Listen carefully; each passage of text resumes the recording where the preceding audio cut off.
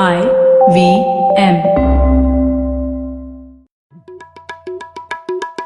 भाई हम हिंदुस्तानियों को बतियाना बड़ा पसंद है। बंगाली में अड्डा, उड़िया में खोटी, कन्नड़ा में हरटे और हिंदी में पुलियाबाजी। इस कला के लिए हमारी हर भाषा में एक शब्द है। तो प्रणय और मैं तो अक्सर मिलकर पुलियाबाजी करते ही रहते हैं। हमने सोचा कि आपको भी इसमें शामिल कर लिया जाए, तो आइए प्रणय और सौरभ के साथ करते हैं पुलियाबाजी। हेलो एंड वेलकम, आपका एक और पुलियाबाजी के एपिसोड में स्वागत है। आज प्रणय ने छुट्टी मार ली है, पर मैं अपने साथ एक बहुत ही अच्छे गेस्ट को पकड़ के लाया हूँ पुलियाबाजी करने के लिए।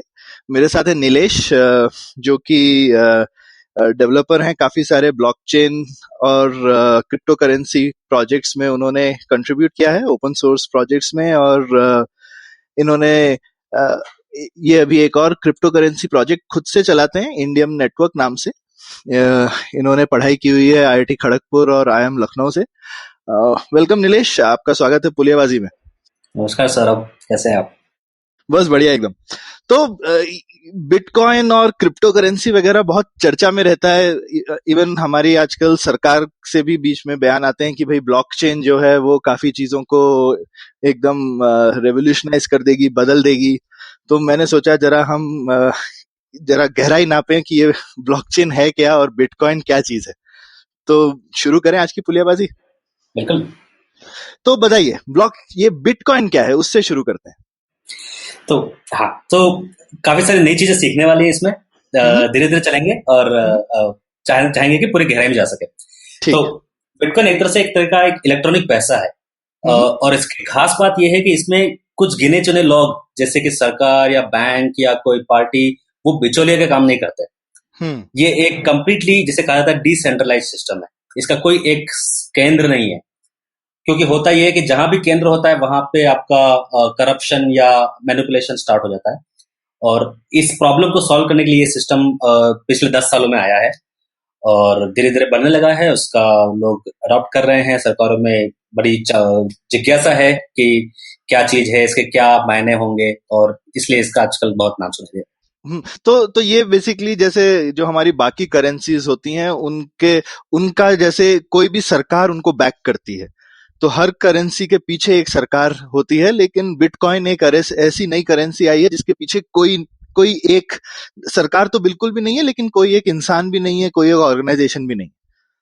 तो कौन है? लेकिन फिर ऐसा भी नहीं है कि कोई भी नहीं होगा। तो जैसे जब हम डिसेंट्रलाइज बोलते हैं, तो कौन है जो बिटकॉइन चला रहा है?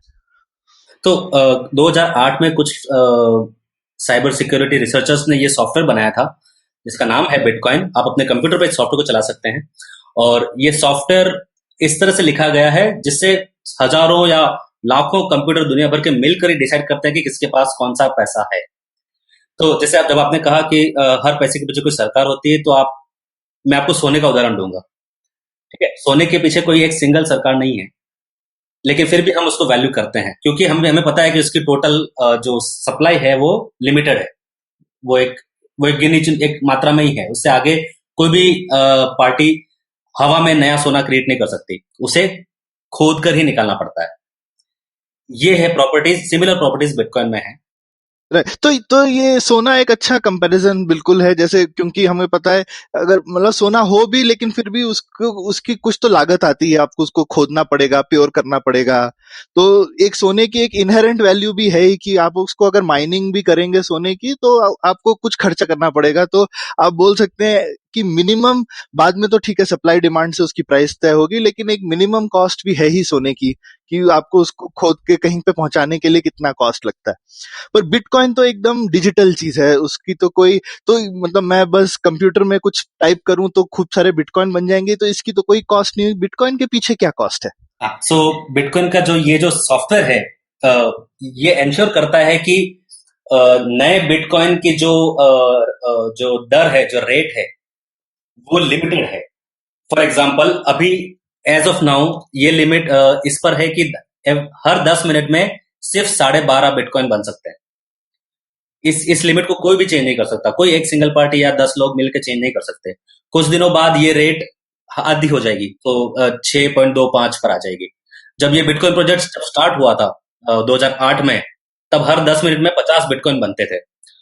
और ये इस तरीके से एक तरफ फॉर्मूला बनाकर ये कर्व लगाया गया है कि टोटल बिटकॉइन की सप्लाई 21 मिलियन से ज्यादा कभी भी नहीं तो होगा। टोटल सप्लाई ही फिक्स नहीं हो गई है, लेकिन उसका बनने की दर भी ऑलमोस्ट जैसे बोल सकते हैं मैथमेटिकली फिक्स कर दी गई है। तो बेसिकली बिटकॉइन बनाने के लिए लोग जो अपने कंप्यूटर में सॉफ्टवेयर चलाते हैं, एक तरह से आप बोल सकते हैं कि आप कंप्यूटिंग पावर खर्च करते हैं तो उससे बिटकॉइन बनता है। हाँ, एक तरह से यस। और कंप्यूटिंग पावर तो ऐसा कुछ उसका मायने नहीं है। बेसिकली कंप्यूटर चलाने के लिए फाइनली आपको बिजली खर्च करनी पड़ती है, तो फाइनली बिजली का खर्चा जो है वो एक बिटकॉइन में एक अहम इनपुट है, उसके बिना आप बिटकॉइन बना नहीं सकते। करेक्ट। तो इसे माइनिंग कहा जाता है बिटकॉइन में। और जब शुरुआत हुई थी तब आप अपने लैपटॉप पर ये बिटकॉइन आप नए बना सकते थे, लेकिन अब इसमें इतनी प्रतिस्पर्धा हो गई, इतना कंपटीशन आ गया है कि आपको सेपरेट बहुत उम्दा तरीके के कंप्यूटर जो स्पेशलाइज्ड चिप्स होती हैं उन्हीं पर आप प्रॉफिटेबल माइनिंग कर पाते हैं। तो आपके खर्चे के साइड में आपको दो चीजें हो गई, बिजली और जो हार्डवेयर है आपका, और आपकी इनकम की तरफ पे हो जाएगा कि आपको एक तो नए बिटकॉइन मिल रहे हैं और आप दूसरे लोगों के ट्रांजेक्शंस को वेरीफाई कर रहे हैं, तो आप उनसे ट्रांजेक्शन फीस तो ये भी एक तो ये थोड़ा चीज तो ये एक तो हमको अभी ये समझ में आएगा कि कोई बिटकॉइन बना सकता है, तो बेसिकली कोई भी बिटकॉइन बना सकता है। तो ये बड़ा डेमोक्रेटिक प्रोसेस है कि जो भी आदमी चाहे वो इस कड़ी में जुड़ सकता है और बोल सकता है आज से मैं भी। ये नहीं है कि सरकार की टकसाल है, हर आदमी की टकसाल है। बिल्कुल, कहा जाता है परमिशन लेस इकोनॉमी। आपको किसी से परमिशन लेने की जरूरत नहीं है, ये पूरा ओपन नेटवर्क है, जैसे जैसे इंटरनेट है, राइट। आप कोई भी आकर आज अपनी नई वेबसाइट बना सकता है, अपना नया ऐप बना सकता है। इसी तरह से बिटकॉइन में कोई भी आकर माइनिंग शुरू कर सकता है। बिल्कुल। तो ये तो चलिए ये तो समझ में आया कि नए बिटकॉइन एक इस तरह से बन रहे हैं। और दूसरा तरीका जो आपने जिस पे हिंट किया वो ये है कि बिटकॉइन की एक तरह से इकोनॉमी भी है। जब लोग आपस में एक दूसरे के साथ लेन देन कर रहे हैं तो उस लेन देन में बीच में कोई उस लेन देन को वेरीफाई करने के लिए आपको फीस भी मिल सकती है। ये एक और तरीका है बिटकॉइन कमाने का बेसिकली। करेक्ट। तो इमेजिन कीजिए क्या होगा कुछ सालों बाद, जब 21 मिलियन बिटकॉइन पूरे क्लेम किए जा चुके हैं, उसके बाद भी आप चाहते हैं कि वो नेटवर्क तो चलता रहे, राइट। तो नेटवर्क में जो ट्रांजेक्शन को जो वेरीफाई करने वाला जो काम है, उनके लिए ये ट्रांजेक्शन फीस, उनके लिए ये रिवॉर्ड का काम करे। तो ये एक चीज मुझे बताओ कि ये बिटकॉइन कम्युनिटी को इतना, लेकिन ये इतना डिसेंट्रलाइज है, तो किसी को इतना भरोसा कैसे? मतलब मैं अपने कंप्यूटर पे बोल दूं ये मेरे 10 नए बिटकॉइन बन गए, किसी को क्या पता चलेगा कि मैंने उतनी उसमें कंप्यूटिंग पावर खर्च करी कि नहीं करी, कि मैंने उतनी बिजली खर्च करी कि नहीं करी? आई मीन ये तो डिजिटल है ना, मैं सिर्फ एक कुछ 1 0 घुमा दूंगा और नए बिटकॉइन बन जाएंगे। बिल्कुल। तो ये प्रॉब्लम कई सालों से लोग इस पर कोशिश कर रहे थे। 1995 में ई कैश और इस टाइप के प्रोजेक्ट्स थे। 2008 में एक ये पेपर, जो बिटकॉइन का पेपर आया था, उसमें एक बहुत ही समझदारी और क्लेवर सॉल्यूशन जिसे कहते हैं, उन्होंने ये बताया कि अगर हम एक चेन बनाते जाएं जिसमें नया आइटम ऐड करने के लिए या नया ब्लॉक ऐड करने के लिए अगर मुझे कुछ खर्च करना पड़ता है, तो किसी चेन की लंबाई देख के मैं बता सकता हूं कि उसमें कितना ओवरऑल इन्वेस्टमेंट हुआ है। और अगर हम सभी लोग ये मान लें, इस बात पे अग्री हो जाए कि हम सबसे लंबी चेन को हम सम्मति देंगे, तो वो अपने आप में एक सिक्योरिटी इसमें बन जाती है। तो अगर आपको एक नया ट्रांजेक्शन, फेक ट्रांजेक्शन अगर आप ऐड करना चाहते हैं, तो आपको बहुत सारा इन्वेस्टमेंट करना पड़ेगा, जो आपके लिए इनफिजिबल होगा। और इस तरह से ये नेटवर्क अपने आप को सिक्योर रखता है। बेसिकली ये एक तरीके का जैसे साझा खाता हो गया। तो ये खाता सबके पास है, तो मैंने सिर्फ अपने यहाँ पे खाते में कोई चीज ऐड कर दी तो चलेगा नहीं, ये सबके खाते में वो चीज ऐड होनी चाहिए। बिल्कुल। जब आप मुझे 100 रुपए का नोट देते हैं, मैं उसे तभी एक्सेप्ट करता हूं जब मैं जानता हूं कि वो 100 रुपया मैं किसी और के पास जाके खर्च कर सकता हूं। विच मीन्स उसका मतलब ये हुआ कि हर किसी को ये मानने की जरूरत है कि वो 100 रुपया आपकी जेब से निकल चुका है और मेरी जेब में अब आ चुका है। ये है प्रॉब्लम जिसे बिटकॉइन ने सॉल्व किया। करेक्ट। तो इसी को अंडरलाइंग, जिसको जैसे ये एक हम अभी देख सकते हैं कि ये एक फर्क है बेसिकली बिटकॉइन और ब्लॉकचेन में, क्योंकि ये एक फंडामेंटल चीज जो आपने बताई, इसको ब्लॉकचेन कहते हैं। इसके ऊपर अगर हमने एक करेंसी बना ली है, उसका नाम बिटकॉइन, या और भी बहुत करेंसीज हैं, लेकिन इसी चीज को हम किसी और चीज के लिए, किसी और पर्पस के लिए यूज कर लें इसी टेक्निक को, तो वो कुछ और भी कर सकते थे हम। बिल्कुल सही। तो अब अगर आप इसके और अगर गहराई में जाएंगे तो आप समझने की कोशिश करेंगे कि हम बेसिकली डिजिटल एसेट्स को दो जगह खर्च करने से रोक रहे हैं। ये सॉल्यूशन है हमारा। और ये प्रॉब्लम सिर्फ पैसे की प्रॉब्लम नहीं है, सिर्फ शेयर्स की प्रॉब्लम नहीं है। आप लैंड रिकॉर्ड्स की बात कर सकते हैं, जो जमीन के जो संपत्ति के जो कागज होते हैं। अगर आप मुझे एक अपना जमीन का प्लॉट बेचना चाहते हैं, तो मैं जानना चाहता हूँ कि उस प्लॉट के एक्चुअल मालिक आप ही हैं। ऐसा नहीं होना चाहिए कि आप मुझे भी वही प्लॉट बेच दें और पार्टी बी को भी वही बेच दें और सी को भी वही बेच दें। करेक्ट।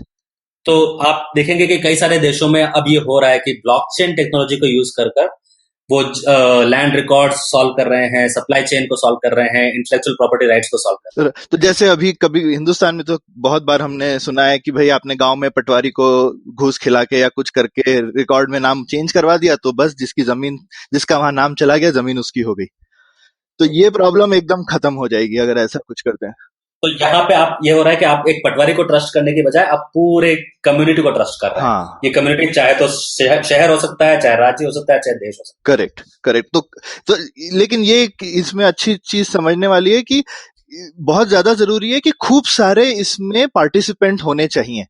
अगर खूब सारे पार्टिसिपेंट नहीं हो, मतलब हमने बोला कि ब्लॉकचेन है और फिर उसका पूरा का पूरा कंट्रोल उस पटवारी को ही दे दिया, तो फिर भी सेम प्रॉब्लम सेम ही रहेगी, वो सॉल्व नहीं होगी। तो आपको खूब सारे पार्टिसिपेंट चाहिए। तो अगर गवर्नमेंट भी ब्लॉकचेन अपनाए तो गवर्नमेंट उसकी सोल ओनर नहीं हो सकती। करेक्ट। तो हमने जब ये कहा कि जो सबसे लंबी चेन है उसे सही माना जाएगा, इसका मतलब ये हुआ कि बिटकॉइन में कुछ भी फेक ट्रांजैक्शन या नकली ट्रांजैक्शन ऐड करने के लिए आपको पूरे नेटवर्क की कंप्यूटिंग पावर का 51% यानी कि आधे से ज्यादा आपको कंट्रोल करना पड़ेगा। अब ऑब्वियसली ये मुश्किल तो है, लेकिन असंभव बिल्कुल नहीं है। Correct, correct. स्पेशली अगर गवर्नमेंट ही खुद, मतलब खासकर मुझे लगता है जैसे ये बज़वर्ड लेके काफी लोगों को शौक तो ये होता है कि सरकार भी बोलती है हाँ हाँ हम भी ब्लॉकचेन यूज करना चाहते हैं, और उसके बाद वो सारे के सारे जो ब्लॉकचेन के पार्टिसिपेंट हैं वो सरकारी कंप्यूटर ही हैं। तो अगर कोई भी जो सरकारी कंप्यूटर का सिसएडमिन एक बैठा होगा, फाइनली कोई मंत्री थोड़ी यूज कर रहा होगा, आप उसको बोलें तो वो तो सारे कंप्यूटर का ओनर है, वो चेंज कर देगा अगर चीज चाहे तो।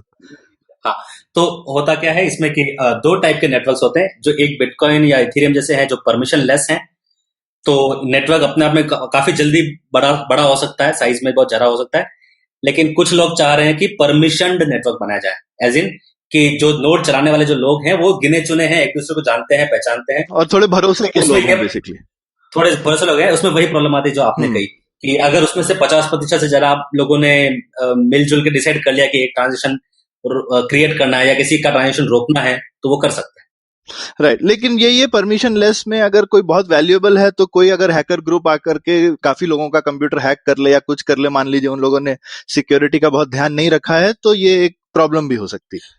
लेकिन बिटकॉइन नेटवर्क अभी इतना बड़ा हो चुका है, करीब आई थिंक 15 या 20 हजार कंप्यूटर्स पे चल रहा है। ओके। ये जो फुल नोड्स हैं, उसके अलावा सारे यूजर्स हैं, सारे एक्सचेंजेस हैं जो काफी ध्यान रखते हैं सिक्योरिटी का, तो ये बहुत मुश्किल है। लेकिन बिटकॉइन की एक खास बात भी है, मतलब बिटकॉइन शुरू ही जो है वो एकदम सिक्योरिटी और क्रिप्टो करेंसी के माहिर लोगों ने शुरू किया था। तो उन लोगों से मतलब हैकर लोग क्या पंगा लेंगे, वही लोग सबसे बड़े हैकर थे दुनिया के उस जमाने के।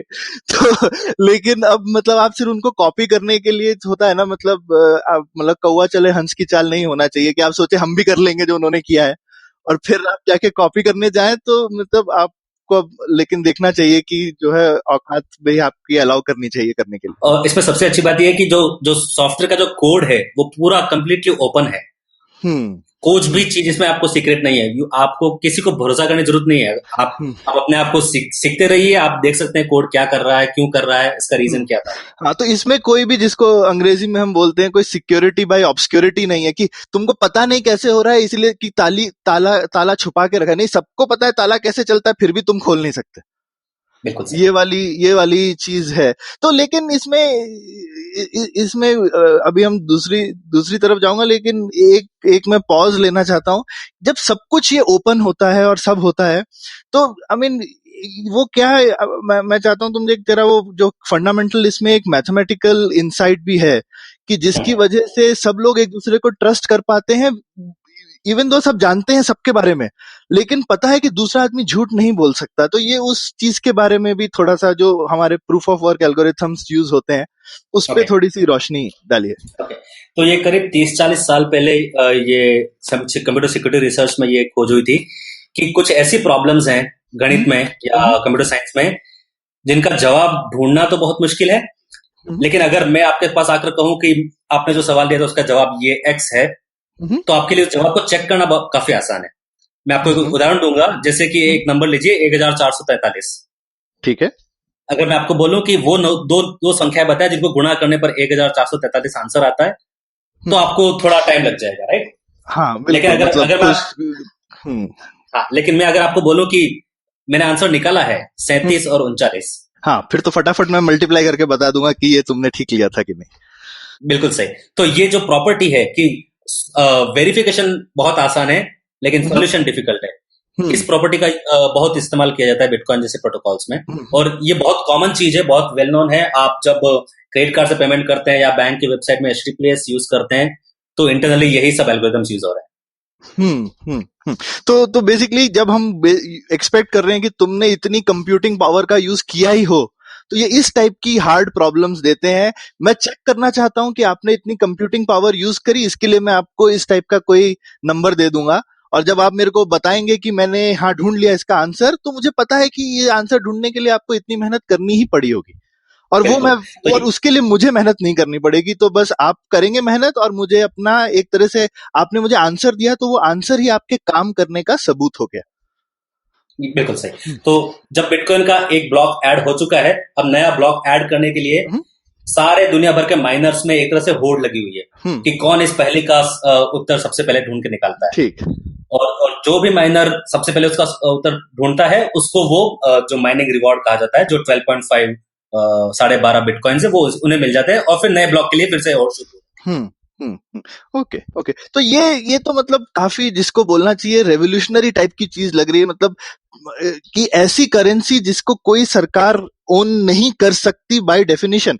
मतलब जैसे सोना भी आपने बोला कोई सरकार, लेकिन फाइनली खदानें होती हैं, सरकार उसको नेशनलाइज कर देती है और बोलती है भैया सोने का सारा प्रोडक्शन मेरा है। तो आप चाहे तो ऐसा कर सकते हैं, लेकिन आप बिटकॉइन को तो जब्त भी नहीं कर सकते। बिल्कुल। तो आप जब आप कहते हैं कि मेरे पास बिटकॉइन है, तो एक तरह से आपके पास है सिर्फ एक पासवर्ड। वो पासवर्ड आपको ये अनुमति देता है कि आप इस नेटवर्क में आपका जो रिकॉर्ड है, जो आपका अकाउंट मेंटेन है, उसमें से आप पैसे खर्च कर सकें। तो अल्टीमेटली आपके पास कुछ नंबर्स हैं जिनकी वैल्यू करेक्ट। और ये जो रिकॉर्ड भी है, ये हर उस 20,000 कंप्यूटर पर है जो कि सारी दुनिया में है। कोई ऐसा नहीं कि कोई एक सर्वर कहीं है जिसको अगर सरकार ने उस पर जाके ताला लगा दिया तो बंद हो जाएगा। मतलब इसको, बिटकॉइन को तो बंद किया ही नहीं जा सकता। तो ये तो एक सरकार की पावर का काफी बड़ा, बोलूंगा मैं कि एक तरह से चैलेंज। सरकार की सबसे बड़ी पावर होती है कि मतलब एक सबसे बड़ी पावर होती है कि उसके पास में हिंसा का अधिकार है, और जो दूसरी बड़ी पावर होती है कि वो मॉनेटरी पॉलिसी या एक पूरे देश की मॉनेटरी पॉलिसी कंट्रोल करती है।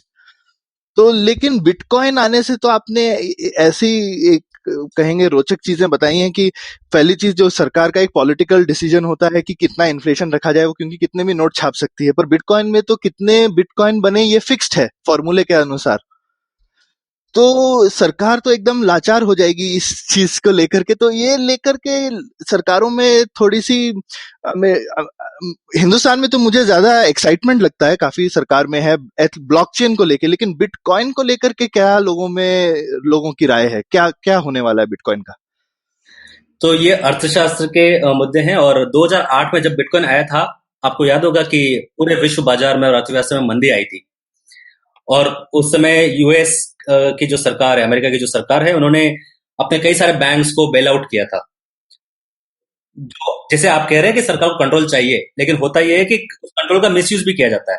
जैसे कि अपने ही देश में डीमोनेटाइजेशन हुआ, आपकी जेब के आपके कमाए हुए पैसे सरकार ने बोला कि अकल से मान्य नहीं। Correct, right. तो control can also go both ways, right. ये काम भी आ सकता है और इसके बुरे काम भी किया जाता है। तो बिटकॉइन जो बनाने वाले हैं या जो कम्युनिटी है, उनका मानना यह है कि too much concentration of power is not good. So अगर सरकार के पास ऐसी क्षमता है कि वो अपने रुपीज की सप्लाई कम ज्यादा कर सके, तो उनके ऊपर ये प्रेशर भी होना चाहिए कि कुछ चीजें उनके कंट्रोल के बाहर है। तो यही मेन क्या कहते हैं शुरू में इनसे आई मीन मतलब जो बनाने के लिए जब लोगों ने ये जो बिटकॉइन बनाया तो उनका यही मकसद था कि सरकारों से पावर थोड़ी सी छीन ली जाए, कम कर ली जाए, या वो और कुछ भी करना चाह रहे थे? सो पॉलिटिकली या इकोनॉमिक वाइज तो उसमें बहुत सारे अलग अलग टाइप के लोग हैं, बट उनका कहना यह था कि जैसे आप टॉरेंट्स यूज करते हैं, राइट? टॉरेंट्स के अच्छे उपयोग भी हैं और बुरे प्रयोग भी हैं। यही चीज बिटकॉइन पे भी अप्लाई होती है। अब हमारा मानना यह है कि overall technology in the long run समाज को मदद ही करती है। तो यस, कुछ चीजों को इसके बुरे प्रयोग भी होंगे, लेकिन ओवरऑल ये फायदे की चीज होगी। तो बिटकॉइन में ये बोल सकते हैं, मतलब अगर बिटकॉइन हिंदुस्तान में होते खूब पॉपुलर तो सरकार नोटबंदी कर ही नहीं सकती थी। उनके लिए बहुत मुश्किल हो जाता ऑब्वियसली, क्योंकि अगर बिकॉज इमीडिएटली लोग बोलते भाई मैं अपने नोट तो कन्वर्ट करके बिटकॉइन में कन्वर्ट कर लूंगा। और शायद फिर आप क्या और ऐसा सुनने में आया कि कुछ लोगों ने ऐसा किया भी था। उसके बाद से ही भारत में बिटकॉइन सडनली इतना हाई। ओके, तो ये हमारी सरकार का काफी योगदान है बिटकॉइन को हिंदुस्तान में पॉपुलराइज करने के लिए। लेकिन एक बड़ी रोचक बात यह है कि दुनिया भर के सरकारों में बिटकॉइन के प्रति डिफरेंट विचारधारा है। जितने बड़े देश हैं जैसे अमेरिका या चीन या भारत, ये इसे थोड़ा सा संदेह की नजर से देख रहे हैं, लेकिन छोटे देश है जैसे कि एस्टोनिया या दक्षिण कोरिया या डेनमार्क या बेलारूस, ये इसे पूरी तरह से अपना रहे हैं, क्योंकि ये उनको पावर देता है, राइट? अभी तक उन्हें डॉलर्स पे डिपेंड करना पड़ता था, जो यूएस जब चाहे तब प्रिंट कर सकता है, या फिर उनका कंट्री इतना बड़ा है कि दे वांट टू कंट्रोल। लेकिन छोटे कंट्रीज में बिटकॉइन एक तरह से बहुत वो उभर के आया है कि उनको बराबरी की पोजीशन में लाके खड़ा कर देता है। यहाँ पे मैं बीच में एक थोड़ा पब्लिक सर्विस अनाउंसमेंट भी कर दूं कि भाई ये एपिसोड जो भी लोग सुन रहे हैं, ये कोई हमारे एडवर्टाइजमेंट नहीं है कि आप जाके बिटकॉइन खरीद लें। ये काफी अर्ली और एक्सपेरिमेंटल टेक्नोलॉजी है, तो अगर आप पैसा इसमें लगाना चाह रहे हैं या माइन करना चाह रहे हैं कुछ भी, तो मतलब जरा एकदम जो भी सेबी ये लंबा चौड़ा चीज लिखता है ना, रिस्की चीजें खरीदने से पहले, वो आप पढ़ लीजिए और यहाँ भी अप्लाई कर लीजिए। तो मेरे को आई मीन बिटकॉइन के बारे में थोड़ी और चीज समझते। तो आपने इसमें ट्रांजैक्शन कॉस्ट की जैसे जो बात करी, तो अभी सबके पास में है बिटकॉइन, तो ट्रांजैक्शन इसमें कैसे होता है और ट्रांजैक्शन कॉस्ट जो है इसकी ये कितनी है, कितनी देर लगती है ट्रांजैक्शन होने में? क्या ये सिस्टम सही में इतना अच्छा है कि ये आज के एग्जिस्टिंग सिस्टम्स को रिप्लेस कर सकता है या चैलेंज कर सकता है? ठीक है, तो मैं आपको पहले कुछ आंकड़े दे देता हूँ। बिटकॉइन में हर 10 मिनट में एक ब्लॉक ऐड किया जाता है, और एक ब्लॉक का साइज अभी 1 मेगाबाइट पर लिमिटेड है। इसका मतलब है कि एक ब्लॉक में आप करीब 2500 ट्रांजेक्शन ऐड कर सकते हैं। इसका आप कैलकुलेट करके निकालेंगे तो आपको ट्रांजेक्शन का जो कॉस्ट है आपको बिटकॉइन में पता चल जाएगा। अब उसकी जो रुपीज में वैल्यू है वो, क्योंकि बिटकॉइन की खुद की प्राइस इतनी फ्लक्चुएट हो रही है, इसलिए ट्रांजेक्शन कॉस्ट भी अपने आप में काफी चेंज होता है। जो 2200 रुपए से ऊपर में पहुंचा था, अभी ट्रांजेक्शन कॉस्ट है वो 30 रुपए पर आ चुकी है। ठीक। तो ट्रांजैक्शन कॉस्ट का बेसिकली ये मतलब है कि चलिए अगर 30 रुपए भी लें, तो मतलब मैं अगर किसी को 1 रुपया भी भेजूं तो मुझे 30 रुपया लग जाएगा भेजने में। यस, तो ये ट्रांजेक्शन जो वेरीफाई कर रहे हैं उनके लिए इससे कोई फर्क नहीं पड़ता कि आप कितने पैसा ट्रांसफर कर रहे हैं। आप चाहे 1 रुपया ट्रांसफर करें, चाहे 100 करोड़ रुपए ट्रांसफर करें, वो सिर्फ 30 रुपए लेने में काम करने को तैयार है। ओके। तो ये हाँ, और ये कुछ बाकी सिस्टम भी होते हैं, जैसे एक मिनिमम नंबर रखते हैं, जैसे अगर आप इंटरनेशनल बैंक पेमेंट करें तो कुछ $30-40 लग जाता है उसका, और इस बात पे डिपेंड नहीं करता है कि आपने कितना पैसा ट्रांसफर किया। तो इसीलिए आप बैंक से बैंक जो स्विफ्ट ट्रांसफर वगैरह होते हैं, या इवन हम क्रेडिट कार्ड से भी जैसे देते हैं, तो वो वैसे कुछ 1-1.5% लेता है, लेकिन एक मिनिमम अमाउंट भी ले लेता है। इसीलिए काफी दुकानदार हैं वो बोलते हैं मैं 100 रुपए से कम में कार्ड नहीं लेता हूँ। तो अगर आप बोलते हैं जो पुराने सिस्टम में अगर आप इंटरनेशनल कुछ पैसा अगर ट्रांसफर करना चाहते हैं, तो होता है कि मेरा बैंक और मेरा भारत का बैंक है और आपका जर्मनी में बैंक है, इन दोनों बैंक के बीच में कोई डायरेक्ट रिलेशनशिप नहीं है, तो करस्पॉन्डेंट बैंकिंग के थ्रू ये ट्रांजेक्शन होता है, जिसकी वजह से देर भी लगती है और कमीशन भी ज्यादा चार्ज होता है। करेक्ट। बिटकॉइन उस मामले में एक बहुत अच्छी नया हाँ, हाँ। बदलाव आया है। और एक तरह से ये एक इंटरनेशनल सिस्टम है, ये किसी एक कंट्री का सिस्टम तो है ही नहीं। तो जिस तरह से इंटरनेट पूरी दुनिया में है, बिटकॉइन पूरी दुनिया में है। तो अब बेसिकली मैं यहाँ बैठा हूँ और मैं किसी को इवन से ब्राजील में या फिर जापान में पैसा भेजना चाहता हूँ, मेरे को बिल्कुल एकदम एकदम ऐसा है जैसे कि मैं तुमको पैसा, जैसा हमारा आजकल यूपीआई एकदम कंट्री के अंदर बहुत ही आसान है पैसा भेजना, लेकिन बिटकॉइन से मैं दुनिया में किसी के कोई भी दो लोग आपस में एक दूसरे को पैसा भेज सकते हैं। बिल्कुल सही, ये ईमेल भेजने जितना आसान हो गया है। हाँ हाँ, ओके, ये तो काफी रेवोल्यूशनरी है। और सरकारों को काफी डराने, क्योंकि सरकारें जो हैं वो काफी इन चीजों पे कंट्रोल रखना चाहती हैं कि हमारे कंट्री के अंदर बाहर पैसा कैसे जा रहा है, तो उनका कंट्रोल काफी कम होता जा रहा है, लेकिन लोगों के लिए आसानी बहुत बढ़ती जा रही है। करेक्ट। तो बिटकॉइन में जब आप अपना अकाउंट बनाते हैं तो आपको अपना रियल नेम, जो आपका सचमुच रियल लाइफ में जो नाम है या पता है या आपका अकाउंट नंबर है, कुछ भी देने की जरूरत नहीं होती है। आप सिर्फ एक की पेयर जनरेट करते हैं अपने मशीन पे, जो एक 2 नंबर का एक जोड़ा है, उसमें से एक आपका अकाउंट नंबर है और एक आपका पासवर्ड है। और आप इसमें खास बात यह है कि आप चाहे जितने अकाउंट जनरेट कर सकते हैं। इससे होता क्या है कि आपने अब अपने बिजनेस को बांट सकते हैं अलग अलग पार्ट हिस्सों में, और इसकी वजह से इसे कहा जाता है कि ये प्राइवेसी के लिए या एनोनिमिटी के लिए थोड़ा सा बेहतर है। लेकिन एक उल्टी चीज भी हमने सुनी पहले, जो आपने बोली थी कि भाई लेकिन हमारा जो पूरा खाता है बिटकॉइन, जो ब्लॉकचेन है बिटकॉइन के अंदर, वो जो खाता है वो सबके पास है, तो सबके पास सारी ट्रांजैक्शन है, तो उसमें तो मुझे जैसा लग रहा है प्राइवेसी कम हो गई, क्योंकि मेरा क्या ट्रांजैक्शन मैं आपके साथ कर रहा हूं, लेकिन ये न्यूयॉर्क में भी कोई बिटकॉइन बनाने वाला बैठा है, उसको भी दिख जाएगी मेरी हमारी आपकी ट्रांजैक्शन। बिल्कुल।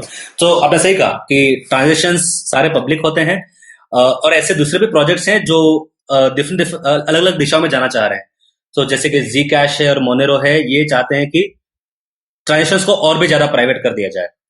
और बिटकॉइन का कहना है कि आपको सीडोनिमिटी मिली है, तो आप अगर आपका एक अकाउंट आपका ज्यादा पब्लिक हो चुका है तो आप नया अकाउंट बना लीजिए और उसमें से आप ट्रांजेक्शन शुरू कर दीजिए। लेकिन आप नया अकाउंट भी बनाएंगे तो आप एक अकाउंट से दूसरे अकाउंट में पैसे डालेंगे ना, तो वहां से आपका लिंक तो हो ही जाएगा, आप छुप नहीं सकते। और ज्यादातर लोग बिटकॉइन में एक्सचेंजेस के थ्रू आ रहे हैं, एज इन कि वो अपने रुपए दे रहे हैं और उसके बदले में बिटकॉइन ले रहे हैं, और ये काम हो रहा है एक एक्सचेंज पर, जैसे कि भारत में ज़ेप्पे है या कॉइनोम है, राइट। ये एक्सचेंजेस रियल एंटिटीज हैं अंडर द गवर्नमेंट, तो वहां पर आपकी पहचान वैसे भी पता चल रही है। वो आपका केवाईसी डॉक्यूमेंटेशन करते हैं, आपको पता करते हैं कि आप ये पैसा कहाँ से आया है, किसको भेज रहे हैं। लेकिन ये संभव है कि अगर आप सिर्फ बिटकॉइन की दुनिया में ही रहें, तब ये पहचान करना बहुत मुश्किल है कि आप कौन है और आपकी टोटल इनकम क्या है और ये पैसा कहाँ से आया, कहाँ जा रहा है। तो इसके कुछ उदाहरण मैं दूंगा। आजकल आपने देखा होगा कि कुछ रैंसमवेयर टाइप के वायरस होते हैं कंप्यूटर पे, जो आपके कंप्यूटर पे आ जाएंगे और आपकी सारी फाइल्स को एनक्रिप्ट कर देंगे ताकि आपका काम रुक जाए, आपका बिजनेस रुक जाए, और फिर वो आपको बोलते हैं कि अगर आप इनको फिर से डिक्रिप्ट करना चाहते हैं तो आप इस एड्रेस पर बिटकॉइन भेज दीजिए। ये मैंने भी सुना है। हाँ, करेक्ट। तो वो इसलिए बिटकॉइन में पैसे ले रहे हैं ताकि फाइनली उनको लेके भागना आसान हो जाए। बिल्कुल सही। तो इसके कुछ दुरुपयोग भी हैं। एक सिल्क बोर्ड करके एक मार्केट प्लेस हुआ करता था जहां पर बिटकॉइन यूज करके लोग ड्रग्स करेक्ट, ताकि आप ढूंढ ना सके। तो हाँ, बिल्कुल, क्योंकि अगर बेसिकली आप खूब अनोनिमिटी है और आप देख नहीं सकते कौन क्या कर सकता है, तो इससे आप बुरे काम भी कर सकते हैं। लेकिन फायदा ये है कि अगर आप ठीक काम कर रहे हैं और आपको डर है कि सरकार आपके पीछे पड़ सकती है, ठीक काम, जैसे मान लीजिए आपकी सरकार के खिलाफ ही आप, जैसे हिंदुस्तान में कितने आरटीआई एक्टिविस्ट का मर्डर वगैरह हो चुका है, तो अगर आरटीआई एक्टिविस्ट जो हैं अपने खर्चे वर्चे और ये सब छुपा के रखना चाहते थे या कुछ करना चाहते थे, तो उनके लिए बिटकॉइन जैसी चीज काफी यूजफुल रहती। और लोग डरते भी हैं कि हम उन आरटीआई एक्टिविस्ट को अगर पैसे दे के सपोर्ट करें तो पता चल जाएगा, तो पता चला कल हमारे घर छापा पड़ जाए। तो अभी बहुत बहुत अर्ली डेज हैं, ये एक नया प्रयोग है, अभी सिर्फ 8 ही साल हुए हैं इसको, और इस फील्ड में इतनी तेजी से प्रगति हो रही है कि कुछ भी अभी तय नहीं हुआ है। हमने ये डिसाइड नहीं किया अभी, मतलब ऐसे society we have to decide कि हम कितनी प्राइवेसी चाहते हैं और कितना एनोनिमिटी चाहते हैं और कितना ट्रांसपेरेंसी और चाहते जैसे हैं। आपने बोला कि ये बिटकॉइन एक करेंसी है, जैसे आपने बोला जी कैश है, मोनेरो है, तो अभी बहुत सारी इस टाइप की करेंसीज बन रही हैं और आपस में compete कर रही हैं।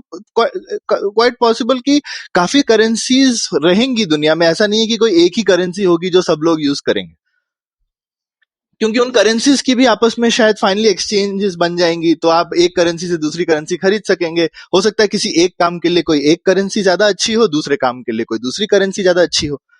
तो जैसा जैसा कि आप मैंने कहीं पे सुना था, जैसे बिटकॉइन ट्राई कर रहा है कि वो एक सेटलमेंट की करेंसी बन जाए, रोजमर्रा की करेंसी की जगह सेटलमेंट की करेंसी बन जाए, और रोजमर्रा के लिए शायद कोई और करेंसी आ जाएगी। जब मैंने बिटकॉइन का आपको नंबर्स दिए थे कि एक ब्लॉक में 2500 के आसपास ट्रांजेक्शंस इंक्लूड होते हैं, उसका मतलब ये हुआ कि एक सेकंड में 6 या 7 से ट्रांजेक्शन ज्यादा प्रोसेस नहीं हो पाते हैं अभी। लेकिन जस्ट कुछ दिन पहले लाइटनिंग नेटवर्क नाम की एक टेक्नोलॉजी बिटकॉइन में ऐड हुई है, जिससे ये संभव होगा कि हर छोटा ट्रांजेक्शन हमें बिटकॉइन नेटवर्क पे भेजना ही ना पड़े। तो मैं आपको उदाहरण दूंगा, जैसे आप होटल में 3 या 4 दिन के लिए रुकते हैं, आप अपना अकाउंट उनके साथ शुरू कर देते हैं। आप मॉर्निंग में उनका ब्रेकफास्ट लेंगे, उनका स्पा यूज करेंगे, उनका फ्रिज के आइटम्स यूज करेंगे, और उसका सेटलमेंट जो क्रेडिट कार्ड आपका स्वाइप होता है वो सिर्फ आखिरी में होता है। ठीक ठीक इसी तरह लाइटनिंग नेटवर्क में ये होगा कि मैं अगर आपसे कॉफी खरीद रहा हूं, तो वो आपका और मेरे बीच की ट्रांजेक्शन की बात है, इसे पूरी दुनिया को बताने की जरूरत नहीं है। लेकिन जो हमारा नेट सेटलमेंट है, जब आप और हम अलग रास्ते जाना चाहते हैं, तो वो नेट सेटलमेंट के लिए हमें बिटकॉइन पे जाना पड़ेगा और वो परमानेंट हो जाएगा। तो इससे आपका जो ट्रांजेक्शन रेट का जो प्रॉब्लम है कि अभी एक सेकंड में सिर्फ आप 6 या 7 ट्रांजेक्शन कर पा रहे हैं, उससे आप हजारों में पहुंच जाएंगे और ये फिर बहुत ही आसान हो जाएगा। करेक्ट। और बाद में वो जो कॉस्ट भी था वो आपके फाइनल पे लगेगा, तो आपके हर ट्रांजेक्शन में उसको डिवाइड कर दें तो फिर वो पर ट्रांजेक्शन 30 की जगह शायद वो ₹1 या कुछ पैसे ही रह जाएगा। ध्यान में रखने वाली बात यह है कि अभी बहुत ही नई चीज है ये, बहुत से चेंजेस होने बाकी हैं। अभी हमने स्टार्ट किया है प्रूफ ऑफ वर्क से।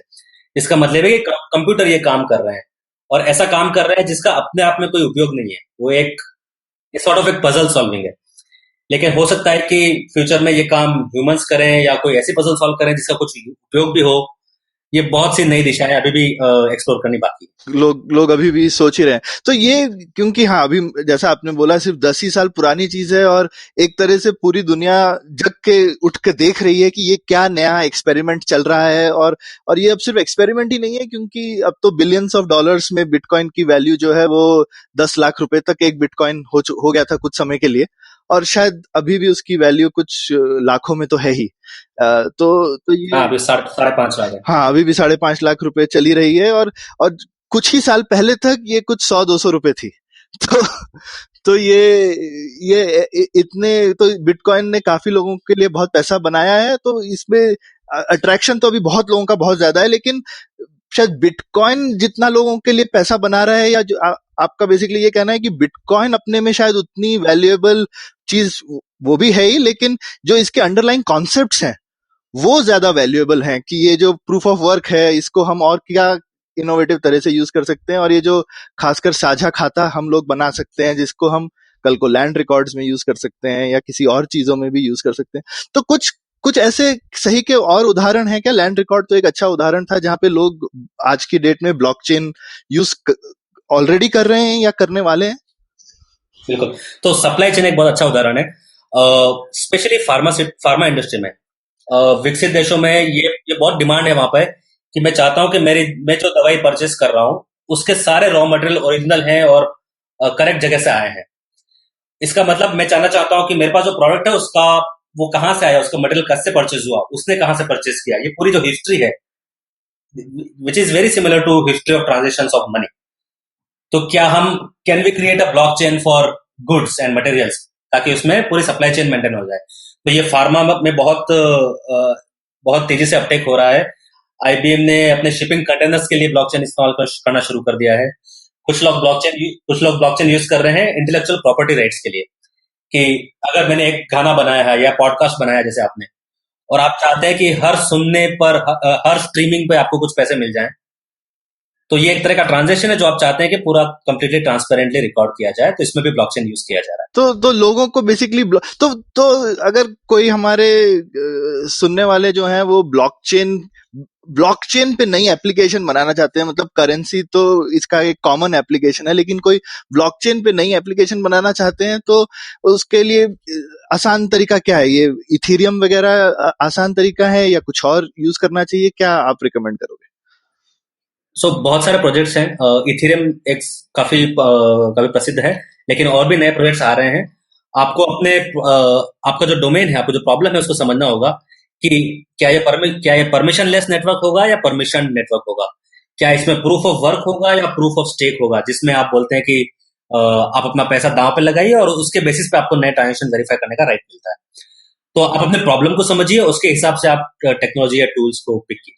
करेक्ट। और बहुत लेकिन इंपॉर्टेंट चीज है कि आप जैसा भी नेटवर्क बनाए, इसमें एक तो बहुत ही इंपॉर्टेंट चीज है कि अगर आप ही उसको अकेले चला रहे हैं तो फिर वो मीनिंगलेस हो जाता है, फिर तो उसका कोई मतलब नहीं है, चाहे परमिशन हो चाहे परमिशनलेस, उसमें लेकिन भागीदार काफी सारे लोग होने चाहिए। यस, तो ब्लॉकचेन एप्लीकेशन का कुछ क्राइटेरिया आप नोट कर सकते हैं। एक तो ये कि उसमें ये जो मेन प्रॉब्लम था, डबल स्पेंडिंग का जो प्रॉब्लम था, वो होना चाहिए। अगर आप जो प्रॉब्लम सॉल्व करना चाह रहे हैं उसमें डबल स्पेंडिंग है ही नहीं, आपके लिए वो समस्या ही नहीं है, तो आपके लिए ब्लॉकचेन की जरूरत नहीं है। और दूसरी चीज ये कि उसमें मल्टीपल पार्टीज होनी चाहिए जो एक दूसरे को ट्रस्ट नहीं करती, क्योंकि अगर वो ट्रस्ट करती हैं तो फिर एक सिंगल डेटाबेस भी आपका काम कर लेगा। बिल्कुल। तो क्योंकि हमें इसलिए हाईलाइट, क्योंकि काफी बार होता है कोई नई टेक्नोलॉजी आती है ना, तो जबरदस्ती हम कभी कभी उसको लगा देते हैं, चाहे उसका यूज हो या ना हो। तो ये इम्पोर्टेंट चीज है कि पता हो कि भाई हम लगा रहे हैं तो उसकी सही में जरूरत है, और अगर हम उसका ओरिजिनल मोटिवेशन समझे तो ये आपने दो काफी अच्छी चीज बताई। तो ये बहुत बढ़िया था नीलेश। मेरे ख्याल से हम ब्लॉकचेन क्या है और बिटकॉइन क्या है काफी अच्छे से समझ में आया, जैसे आपने बहुत ही सरल और साधारण भाषा में समझाया। तो थैंक्स सो मच। ये लग रहा है कि एक ऐसी नई चीज है जो कि दुनिया को बदल तो देगी, पर कैसे बदलेगी, जैसे आपने बोला, ये हम लोगों पे डिपेंड करता है। कुछ ऐसा नहीं है कि कुछ हो गया है, हमको नई संभावनाएं समझ में आ गई हैं, उन संभावनाओं को हमको यूज करना है। ये बहुत नई तकनीक है और इसने हमको ये हमें फोर्स कर रहा है कई सारी चीजों के बारे में सोचने के लिए, कि पैसा क्या है, पैसे का रोल क्या है, ट्रस्ट और विश्वास क्या चीज है, और सिक्योरिटी क्या चीज है, कितना हमें ट्रस्ट चाहिए, कितना हमें सिक्योरिटी चाहिए, राइट। तो जैसे कि अभी आधार जैसी चीजें हैं या यूपीआई जैसी चीजें हैं। सो बिटकॉइन ने एक तरह से अपनी मूवमेंट स्टार्ट कर ली है कि हम इन सब चीजों के बारे में पहले से फर्स्ट प्रिंसिपल से दोबारा सोचें कि पैसे का मतलब क्या है और हम क्या चाहते हैं, हम किस टाइप का समाज बनाना चाहते हैं। और इसने हमारे लिए कुछ ऑप्शंस नए खड़े किए हैं, और अब ये समाज को देखना होगा कि कौन सा रास्ता लेना चाहिए। हाँ, क्योंकि अभी तक तो जैसा ठीक है, जैसा जो अभी समाज बना है वो इसीलिए क्योंकि जिसको बोलना चाहिए हिस्टोरिकल एक्सीडेंट्स की वजह से, कि भाई पहले कुछ हुआ, उसके बाद कुछ हुआ, फिर इतने सारी चीजें हुई हैं, तो उसकी वजह से आज जो है सो है।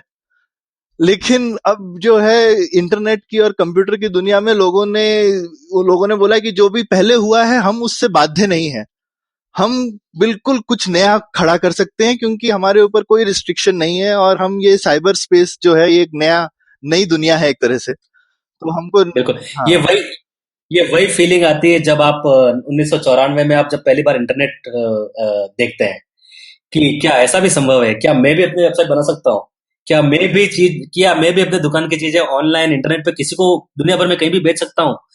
ये वही एग्जैक्टली वही माहौल अभी नहीं, मुझे तो उससे भी ज्यादा मुझे लग रहा है ये वैसा होगा माहौल कि मतलब वो अभी तक तो हुआ नहीं है, लेकिन अगर इंसान ऐसा मार्स में पहुंच जाए तो बोलेगा अभी तो मैं यहाँ आ गया, यहाँ तो कुछ भी नहीं है, तो अब मैं यहाँ क्या बनाऊं और मैं किस तरीके से ये चीज नई शुरू करूं।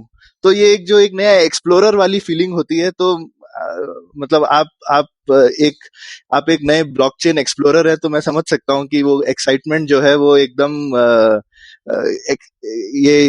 इसमें क्या रोचक और कितनी संभावनाएं इसमें छुपी हैं, उसमें कितना मजा है।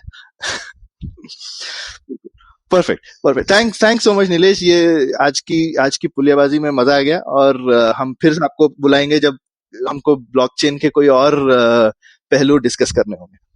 बिल्कुल, बहुत बहुत धन्यवाद। तो उम्मीद है आपको मजा आया। पुलियाबाजी में शामिल होने के लिए हमसे मिले puliyabazi@gmail.com या फिर @puliyabazi ट्विटर पर। फिर मिलेंगे अगली पुलियाबाजी।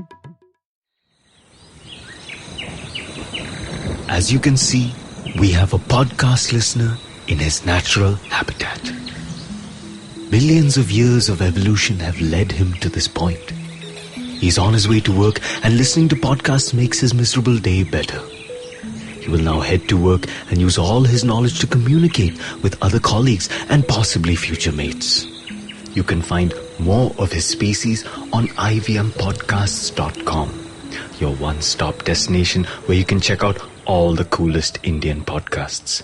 Happy listening.